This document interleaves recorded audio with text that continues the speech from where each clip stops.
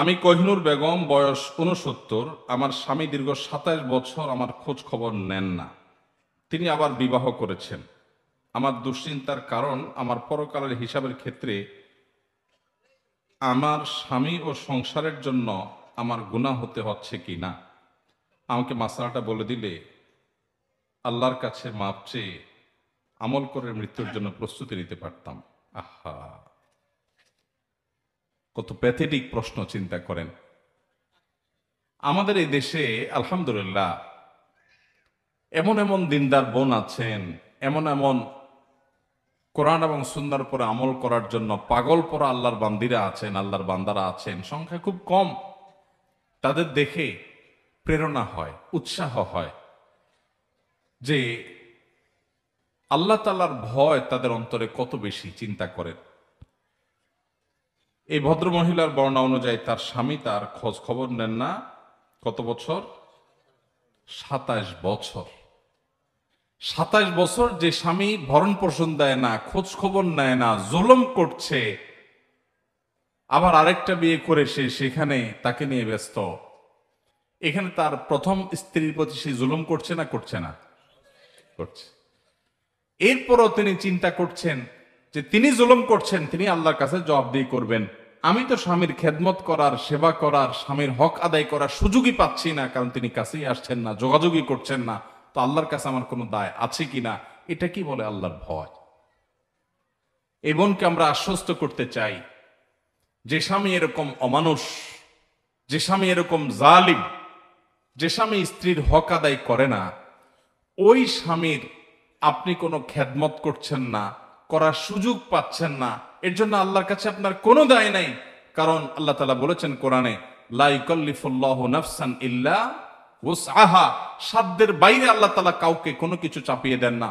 যেহেতু তিনি আসছেন না, খোঁজ খবর নিচ্ছেন না, হক আদায় করছেন না, আপনার সেখানে তার হক আদায় করার কোনো অপশনই নাই, সুযোগই নাই। অতএব আল্লাহর কাছে আপনার কোনো দায় নাই, কোনো জবাবদিহিতা নাই। আপনি আল্লাহর কাছে এর জন্য পাকড়াওর শিকার হবেন না।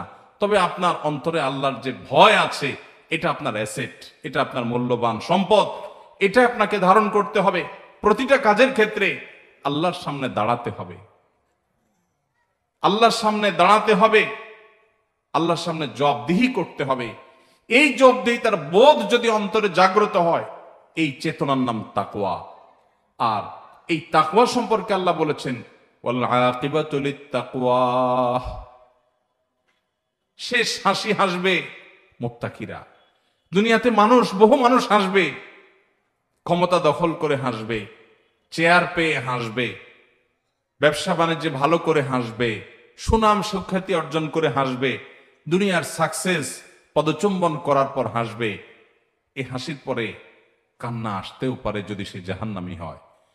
কিন্তু ফামান যুহজিহা আনিন নারি ওয়া উদখিলাল জান্নাহ, আল্লাহ বলেছেন, যে ব্যক্তিকে পরওয়ানা শোনানো হবে জাহান্নাম থেকে, যাকে সরিয়ে জান্নাতে ঘোষণা দেয়া হবে, ফাকাদ ফাজ, এ চূড়ান্ত সফল হয়ে গেল।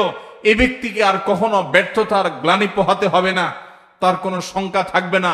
পৃথিবীর সবচেয়ে বড় ক্ষমতাধর যে, তারও ভয় আছে কখন ক্ষমতা চলে যায়, কিন্তু জান্নাতের কোনো ভয় থাকবে না, কারণ তারপরে আর কোনো দুঃখ দুর্দশা কোনোদিন তাকে স্পর্শ করবে না। তো আমার বোন, তাকওয়া তো এটাকেই বলে, অন্তরে অবস্থিত যার আল্লাহর ভয় তাকে নিয়ন্ত্রণ করে। সে কি করবে কি করবে না, এটা ডিসিশন মেক করে, তার সেই চেতনা, এটার নাম তাকওয়া। আল্লাহ বলেছেন, এই তাকওয়া যার আছে, শেষ হাসি সেই হাসবে, সে হাসির পরে আর কখনো কান্না আসবে না। আর আল্লাহ বলেছেন, জান্নাত সম্পর্কে উইদ্দাতিল মুত্তাকিন, মুত্তাকিদের জন্যই তৈরি হয়েছে। কোরআনেও আল্লাহ শুরুতে বলেছেন হুদাল্লিল মুত্তাকিনে, কোরআনও আল্লাহ তাআলা উপকারী করবেন মুত্তাকিদের জন্য। আল্লাহ আমাদের অন্তরে আল্লাহর ভয় লালন করার তৌফিক নসিব করুন। এই বোনের সেই জালেম স্বামীকে আল্লাহ তাআলা হেদায়েত দান করুন। অনেক অমানুষ স্বামী আছে এরকম, এক বিয়ে করে বউয়ের ভরণ পোষণ দেওয়ার খোঁজ খবর নাই, আরেক বিয়ে করছে, তার জন্য এই দ্বিতীয় বিয়ে করাটা হারাম। যেই দ্বিতীয় বিয়ে তাকে প্রথম স্ত্রীর অধিকার আদায় থেকে দূরে সরিয়ে রাখে, বহু মানুষ আছে, আছে না নাই? যে প্রথম বিয়ে করে সেখানে বাচ্চা কাচ্চা হয়েছে বা হয় নাই, কিছুদিন পরে সে যে আরেক বিয়ে করে সেই স্ত্রী নিয়ে সেই সংসার নিয়ে সে এঙ্গেজ আছে, প্রথম স্বামীর খোঁজ খবরও নিচ্ছে না। আল্লাহ সুবহানাহু ওয়া তাআলা পরিষ্কার ভাবে কোরআন নির্দেশ করেছেন, ওয়াশিরুহুন্না বিল মারুফ, তোমরা তোমাদের স্ত্রীদের সাথে বসবাস করবে সুন্দরভাবে, যথাযথভাবে, উত্তম রূপে। অমানুষের মতো খোঁজ খবর নিলে না, ভরণ পোষণ দিলে না, আবার তাদেরকে তোমরা তালাকও দিলে না। যদি তালাক দাও সে অন্যত্র বিয়ে বসতে পারে, অবশ্য কোনো যৌক্তিক কারণ ছাড়া তালাক দিলে সেটা আরেকটা গুনাহের কারণ হবে। আল্লাহ তাআলা আমাদের সবাইকে পরস্পরের হক আদায় করার গুরুত্ব বুঝার তৌফিক নসিব করুন। আর আমার এই বোন সহ যে সমস্ত মায়েরা বোনেরা এরকম মনোবেদনায় আছেন, সাংসারিক জীবনে কষ্টে আছেন, আল্লাহ তাআলা তাদের কষ্টগুলোকে লাঘব করার তৌফিক নসিব করুন।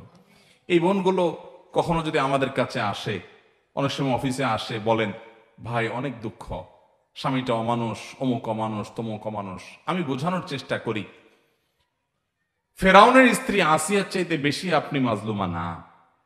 আপনি যত কষ্টই করেন না কেন, ফেরাউনের স্ত্রীকে, আসিয়াকে ফেরাউন নিজে হাতে তিলে তিলে হত্যা করেছে।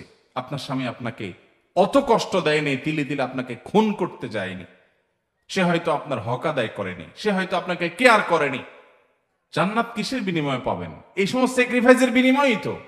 ঈমান আমল ঠিক রেখেছেন, এসব কষ্ট সহ্য করেছেন আল্লাহর জন্য, নিজে অন্যায় অপরাধ করেন নাই, বাস এর বিনিময়ে জান্নাত পাবেন।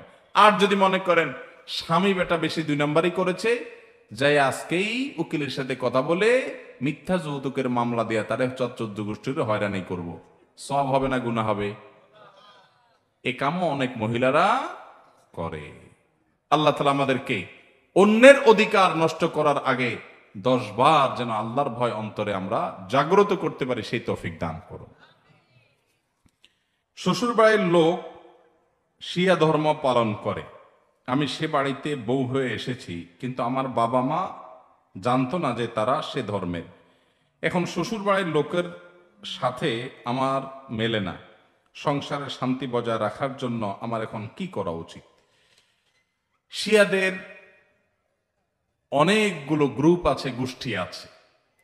শিয়াদের কিছু গ্রুপ আছে, গোষ্ঠী আছে, তারা মুসলমানই না, ইসলামের গণ্ডি থেকেই খারেজ। তাদের সাথে বিবাহ হলেও সেই বিবাহ বাতিল, সঠিক নয়, বিধায় দ্রুততার সাথে এখান থেকে সরে যেতে হবে এবং অন্যত্র বিয়ের চিন্তা করতে হবে।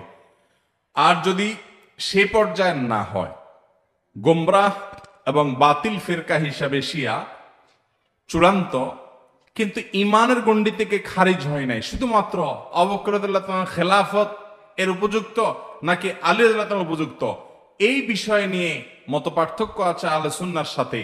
কোরআনের পারা সংখ্যা নিয়ে কোনো সন্দেহ নাই, আম্মা জান আয়েশার চরিত্র সম্পর্কে কোরআন সার্টিফিকেট দিয়েছে, সেটা নিয়ে সন্দেহ নাই। কোর ইমান যাওয়ার মতো যে জায়গাগুলো, সেরকম কোনো জায়গা ঝামেলা নাই যেসব শিয়াদের। এরকম শিয়াদের সাথে বিয়ে হয় তাইলে বিয়ে বাতিল হয়েছে বলা যাবে না, কিন্তু এখানে আপনার বনিবনা হচ্ছে না, হবে না, আপনার এবং ভবিষ্যৎ প্রজন্মের ইমান আকীদা নষ্ট হবে। অতএব আপনি আপনার অভিভাবকদেরকে এখন আর লুকাবার সুযোগ নেই, তাদের সাথে আলাপ আলোচনা করে বিবাহ বিচ্ছেদের এখানে উদ্যোগ গ্রহণ করতে হবে, যদি তাদের হেদায়েতের আশা করা না যায়। আপনার প্রশ্ন থেকে বোঝা গেছে যে আপনি জুলুমে আছেন। আল্লাহ তাআলা আপনাকে উদ্ধার করুন।